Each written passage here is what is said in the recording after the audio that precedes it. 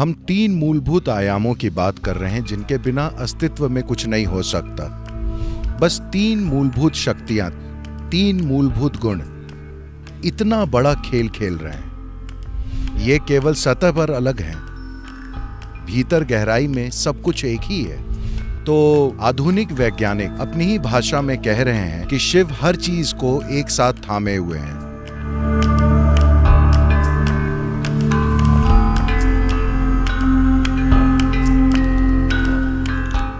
देखिए, ब्रह्मा, विष्णु, महेश यानी तीन लोगों के बारे में मत सोचिए।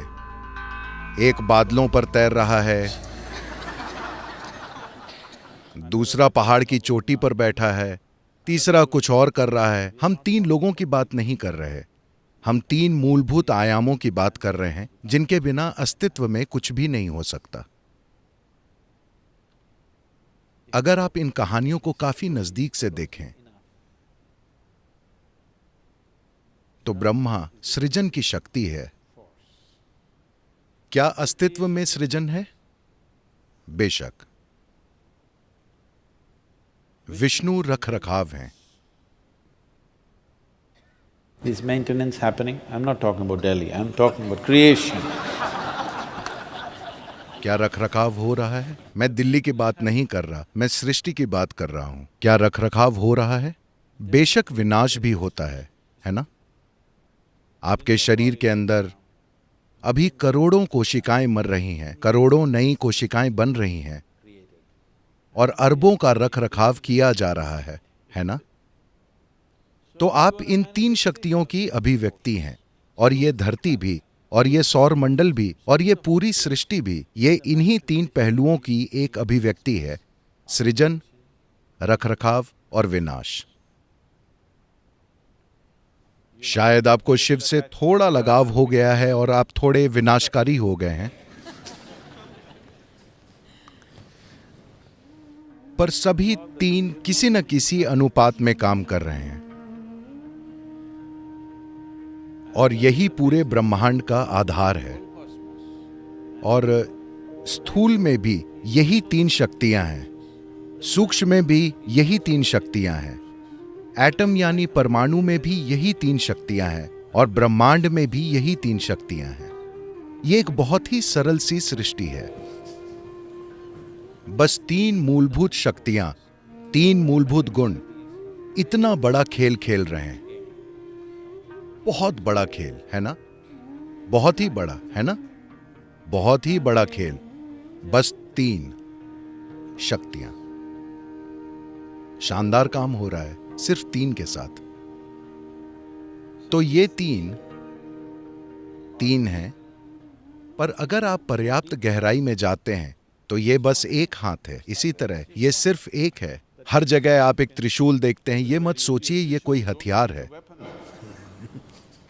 मुझे पता है कि कुछ लोग इसे हथियार जैसा इस्तेमाल कर रहे हैं। अगर आपको हथियार चाहिए तो मैं बता रहा हूं कि ये बहुत ही खराब हथियार है। अगर आप किसी की हत्या करना चाहते हैं तो त्रिशूल एक खराब हथियार है। ऐसे लोग जो लड़ने के बारे में कुछ नहीं जानते, सिर्फ वे ही त्रिशूल लेकर जाएंगे।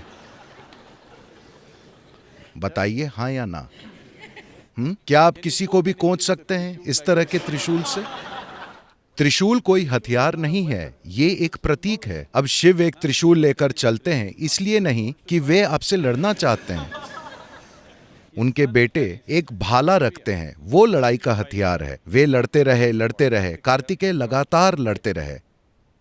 शिव कभी नहीं लड़े, क्योंकि ये बस एक प्रतीक है। ये बस आपको ये दिखाने के लिए है कि सतह पर ये तीन है, भीतर गहराई में सब कुछ एक है। ये लगातार यही दर्शा रहा है। आप सोच रहे हैं कि ये एक हथियार है। नहीं, ये हथियार नहीं है। ये ठीक हथियार नहीं है ना? जब तक आप लोगों को धकेलना न चाहते हो। If you want to pierce people, it's not a good weapon. अगर आप लोगों में छेद करना चाहते हैं तो ये अच्छा हथियार नहीं है। तो ये तीन, ये केवल सतह पर अलग है, भीतर गहराई में सब कुछ एक ही है। पर ये तीन अभिव्यक्तियां सृष्टि में सभी पहलुओं में साफ साफ मौजूद हैं। प्रोटॉन, न्यूट्रॉन, इलेक्ट्रॉन से लेकर कई दूसरे स्तर की अभिव्यक्तियों में यह हमेशा मौजूद है। तो महादेव का महत्व ये है कि ये जब ये तीनों एक की तरह काम कर रहे हैं तो वो महादेव हैं। ये तीन देव हैं। जब ये सभी एक के रूप में काम कर रहे हों तब ये महादेव हैं। तो हम विनाशक को महादेव कहते हैं क्योंकि इसका संबंध है ब्रह्मा का संबंध है सृजन से, विष्णु उनका संबंध है सृष्टि के संचालन से, शिव शून्यता है। ये दोनों सृष्टि और रखरखाव, इनका अस्तित्व सिर्फ शून्यता की गोद में ही है। सृष्टि में मौजूद खाली स्थान ही है जिसका विस्तार सबसे ज्यादा है, जो असीम है, और यही वो गोद है जिसमें सृष्टि बनती है और गायब हो जाती है ना? ये घटती है, अपना संचालन करती है और बिखर जाती है। सब कुछ शिव की गोद में होता है क्योंकि वे शून्यता हैं। शिव यानी वो जो नहीं है, शिव यानी वो जो नहीं है। तो वो जो नहीं है उसके आगे हम सर झुकाते हैं क्योंकि वही असली चीज है। आज मॉडर्न साइंस धीरे धीरे उसी ओर बढ़ रहा है।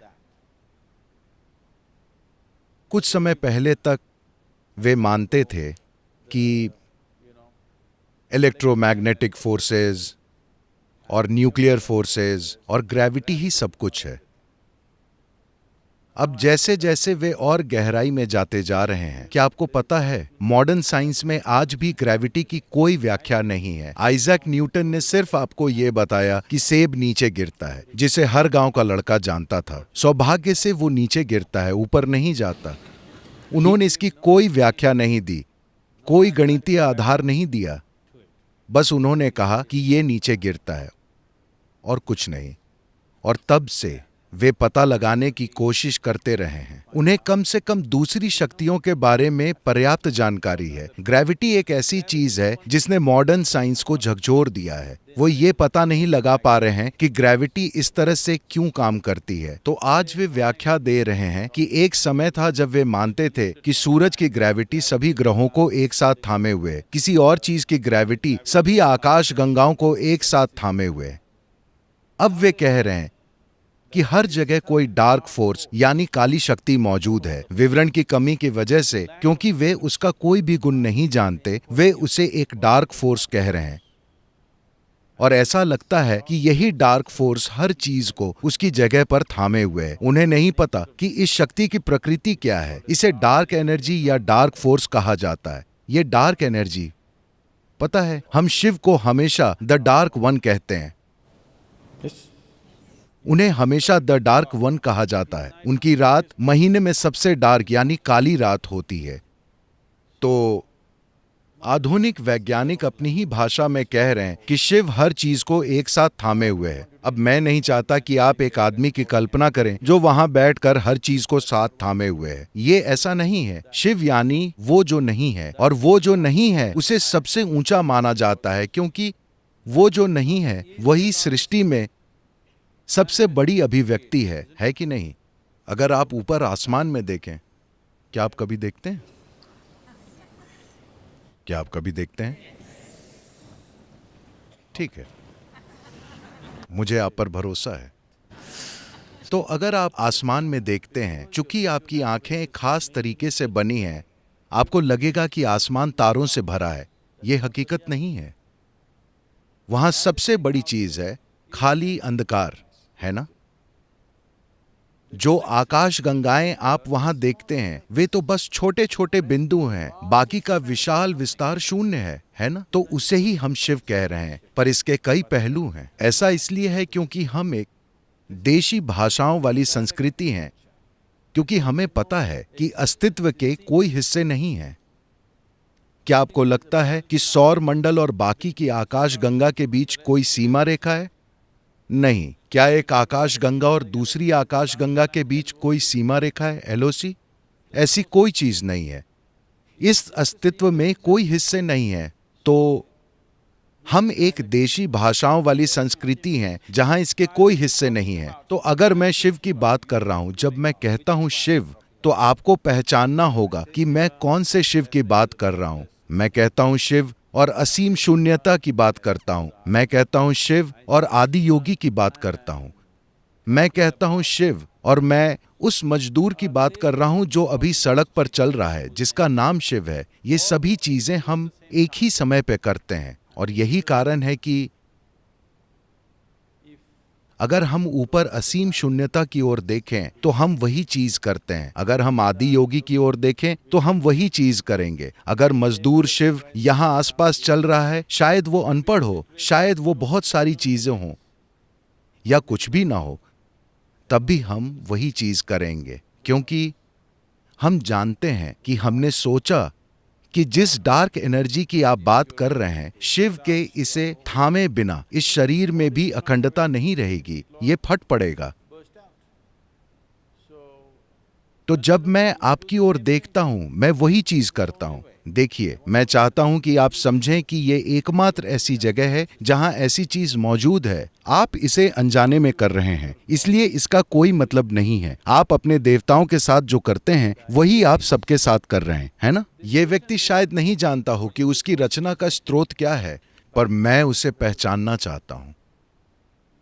शायद वो नहीं जानता कि सृष्टा उसके भीतर धड़क रहा है, लेकिन इसे देखना मेरा परम अधिकार है। अगर मैं इसे देखता हूं, ये मेरे लिए अंतर लाता है। अगर वो इसे देखते हैं तो ये उनके लिए चमत्कार कर देगा, पर अभी मैं इसे देखना चाहता हूं। तो आप जो अपने भगवान के साथ करते हैं वही आप अपने पड़ोसी के साथ करते हैं, वही चीज आप अपने नौकर के साथ करते हैं, वही चीज आप अपने गाय के साथ या हाथी या पत्थर या कुछ भी, क्योंकि आप कोई भी मौका चूकना नहीं चाहते। आप एक कोशिश करना चाहते हैं, आप चाहे जहां भी हो, ये देखने की कि सृष्टि का स्रोत लगातार सृष्टि के हर कण में धड़क रहा है और कोई भी इसे नकार नहीं सकता, है ना?